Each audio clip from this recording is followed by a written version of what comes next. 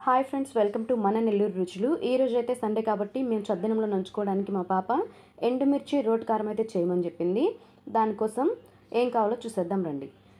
ఎండుమిర్చి, కల్లుప్పు తీసుకుంటేనే టేస్ట్ బాగుంటుందండి. ఒలిచిన తెల్లగడ్డలు, జీలకర్ర. గిన్నెలోకి వాటర్ తీసుకొని దాంట్లో ఎండుమిర్చిని కొద్దిసేపు నానబెట్టుకోవాలి. నానబెట్టుకున్న తర్వాత మాత్రమే దంచుకోవాలి. ఎందుకంటే ఎండుమిర్చిని రోట్లో దంచడం పచ్చివే కొంచెం కష్టం అండి. నానబెడితే కొంచెం మెదుగుతాయి మనకు మెత్తగా. వాటిని బాగా మెత్తగా మెదుపుకోవాలి. కొంచెం చిన్నగా మెదుపుకోవాలి. ఎందుకంటే కళ్ళలో పడిపోతాయి, మొహం మీద పడిపోద్ది, మంట ఎక్కువగా ఉంటుంది.